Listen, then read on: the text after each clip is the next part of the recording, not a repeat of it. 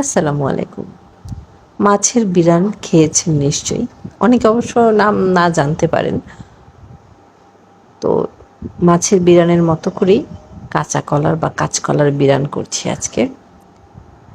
কাঁচা কলা হলুদ লবণ মাখিয়ে রেখে দিয়েছিলাম, এখন ভেজে নেব। আমার বাবু হওয়ার পর থেকে আয়রন ট্যাবলেট তো দুবেলা করে খেতেই হচ্ছে। তারপর বাচ্চার একটু হিমোগ্লোবিন কম হওয়ার কারণে আয়রনযুক্ত খাবারও প্রচুর পরিমাণে খাওয়া হয়। আয়রনযুক্ত খাবার খেতে গিয়ে এই কাঁচা কলাটা মানে নিত্যদিনের খাদ্য বলতে পারেন আমার। কাঁচা কলা, পাকা কলা রেগুলারই প্রায় খাওয়া হয়, মানে সপ্তাহে ৩-৪ দিন কাঁচা কলা থাকে। লতি খাচ্ছি, কচু শাক খাচ্ছি, কচু বিভিন্ন রকম কচু খাচ্ছি, শাপলা খাচ্ছি। শাপলার যে ডাঁটটা থাকে সেটা আর কি। এই আর কি একটা মা তার খাবার দাবার আসলে মানে বাচ্চা রিলেটেডই হয়, তাই না? ফিড করালে সেই জন্য দেখা যায় যে লাউয়ের তরকারি, পেঁপের তরকারি, পাতলা ঝোল আলু তরকারি খেতে হবে, তারপর কালিজিরা খেতে হবে, এরকম বিষয় থাকে। আর যেহেতু আয়রনের ঘাটতির একটা বিষয় বললাম, হিমোগ্লোবিন কম, এই কারণে হচ্ছে আয়রনযুক্ত খাবারগুলো। কারণ সাপ্লিমেন্ট যেটা ট্যাবলেট ফর্মে যেটা আমরা খাচ্ছি সেটা শরীরে অ্যাবজর্পশন যতখানি হয় তার চাইতে আয়রনযুক্ত খাবার খেলে ভালো বেশি।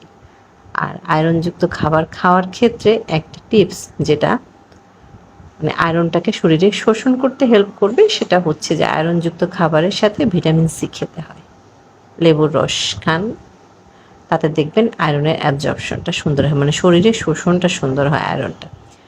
এই যে ভাজা হয়ে গিয়েছে কাঁচা কলাগুলো, এক পিঠ উল্টে দিয়েছি, দিয়ে আমি এক সাইড করিনি, এখানে কিন্তু দিয়ে দিলাম পেঁয়াজ কুচি আর কাঁচামরিচ ফালি করে রাখা। ওই যে বললাম ছোটো বাচ্চা, যার কারণে পেঁয়াজ আমি কুচি করে রেখে দিই ফ্রিজে, ডিপ ফ্রিজে আর কি। আর কাঁচামরিচটাও ফালি করে রেখে দেওয়া হয় যাতে আমি রান্নার সময় চট করে বের করে রান্না করে ফেলতে পারি।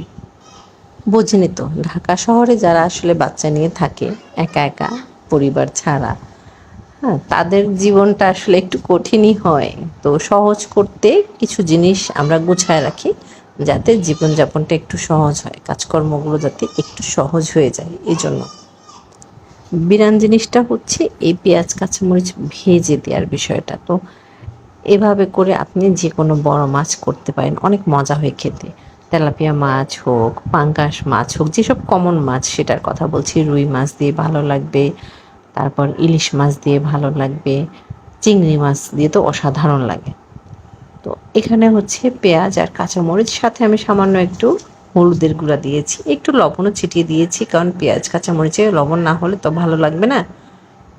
তো এখন একটু সময় নিয়ে আমি ভাজা ভাজা করে নেব। পেঁয়াজটার পানি শুকাবে, পেঁয়াজ কিন্তু আমি বেরেস্তার মতো লাল করব না, পেঁয়াজটা পানি শুকিয়ে সুন্দর নরম মোলায়েম হয়ে যায়।